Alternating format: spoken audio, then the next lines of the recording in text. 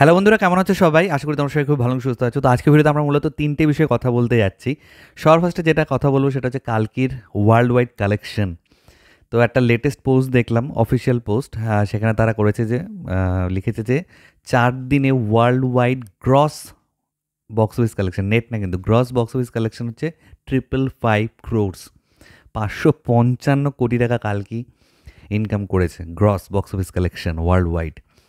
তো বোঝাই যাচ্ছে যে একটা হিউজ টাওয়ার, মানে বক্স অফিস কালেকশনের টাওয়ার গড়তে চলেছে কালকি। এটা তো সবে শুরু, বেশি দিন হয়নি, ফার্স্ট উইক চলছে। তো লং রানে এই সিনেমাটা কিন্তু বিশাল বড় একটা কালেকশন করবে এবং সেটা মানে কালকি 2 যেহেতু আবার আসবে আমরা সকলেই জানি, আমি শুনেছি কালকি 3ও আসতে পারে। তো সেক্ষেত্রে কালকে ওয়ানের বক্স অফিস সফলতা কিন্তু গোটা টিমটাকে উদ্বুদ্ধ করবে যে না, পরেরটা আরও বেটার বানাই, আরও বেশি কিছু মানে দেওয়ার চেষ্টা করি। তো এই বক্স অফিস কালেকশনগুলো এটাই কিন্তু মানে দরকার যে প্রথমটাই যদি সেরকম ইনকাম না করতে পারে, পরেরগুলো বানানোর ইচ্ছেটাই চলে যায় আর কি, আমি যেটা বলার চেষ্টা করছি।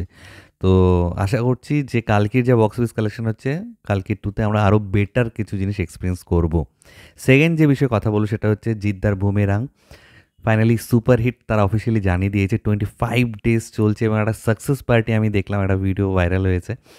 সেখানে সৌরভদা, জিদ্দা থেকে শুরু করে ডিরেক্টর সবাই ছিল, তারা সেলিব্রেট করছে। এবং বুমেরাং যে ধরনের সিনেমা, মানে কি বলবো, জিদ্দা তথাকথিত যে ধরনের সিনেমা করে তার বাইরে অন্য ধরনের একটা ফরম্যাটে কাজ করলো এবং এটার সাকসেস দিয়ে হয়তো জিদ্দাও বুঝতে পারছে যে আমি যে ট্র্যাকটা ফলো করছি সেটার সাথে সাথে প্যারালালি আমাকে এই জিনিসটাও করে যেতে হবে। এই সিনেমাটার সাকসেস হয়তো জিদ্দাকে কোথাও গিয়ে এই ইনপুটটাও দিল, এই ফিডব্যাকটাও হয়তো জিদ্দা পেল। তো আশা করছি জিদ্দা কমার্শিয়াল যেরকম করছে সেটা তো চালিয়ে যাবেই। শুনতে পাচ্ছি রায়হান রাফির সাথে কথা চলছে আর কি, নতুন কোনো প্রজেক্ট আসবে, সেটা হলে তো মানে ফাটাফাটি একটা ব্যাপার হয়ে যাবে। তো let's hope for the best. এরপর আমি কথা বলবো দেবের টেক্কা নিয়ে।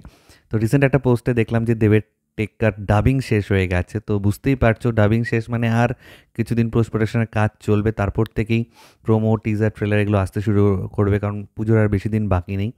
তো এই 2-3 মাস পুরো এই সিনেমাটারই প্রমোশন করতে হবে যাতে একটা হাইপ ক্রিয়েট হয়। অলরেডি বাস ক্রিয়েট হয়ে আছে।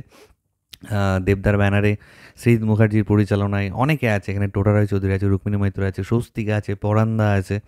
তো আশা করছি দেবদার যে লুকগুলো অলরেডি আছে, শুটিংয়ের কিছু দৃশ্য আমাদের সামনে এসছে, আশা করছি এই সিনেমাটা একটু অন্য রকমের হবে এবং ডিরেক্টরের চেয়ারে যখন সৃজিত মুখার্জি থাকে তখন মানে 1 বলে 6 দরকার হলেও আমরা কোথাও গিয়ে বিলিভ করি যে হয়তো এই বলে ছক্কা হয়ে যেতে পারে। তো let's hope for the best. দেবের টেক্কা বলো, খাদান বলো, এগুলো কিন্তু প্রচণ্ড হাইপ অলরেডি ক্রিয়েট করে রেখেছে। তো এগুলো টিজার ট্রেলার এলে আমরা আরও সেই ওয়ার্ল্ডটা সম্পর্কে জানতে পারবো যে কী ধরনের বিল্ড আপ, ডিরেক্টরের ভিশন কী এবং সেখানে যারা কাজ করছে তারা কীভাবে সেখানে মানে অভিনয় করছে, তাদেরকে কীরকম কীরকম মানে রোল দেওয়া হয়েছে, সেগুলো অনেক বেশি ক্লিয়ার হয় আমাদের কাছে। তো এই জিনিসগুলোরই ওয়েট করে থাকবো আর কি। তো এই জিনিসগুলোই তোমাদের সাথে শেয়ার করার ছিল। তোমাদের এগুলো নিয়ে কার কী বলার, কার কী মতামত নিচে কমেন্ট সেখানে অবশ্যই লিখে জানাও। আমার ভিডিওটা ভালো লাগলে লাইক করার সাথে একদম ভুলবে না। চ্যানেলটাকে যারা প্রথমবার দেখছো, নিচে যে রেড বাটন আছে সেখানে ক্লিক করে নাও, পাশে একটা বেল আইকন আছে সেখানে ক্লিক করে অল অপশন ক্লিক করে নাও। ঠিক আছে বন্ধুরা, ভালো থেকো সবাই, সাবধানে থেকো সবাই, love you all, take care.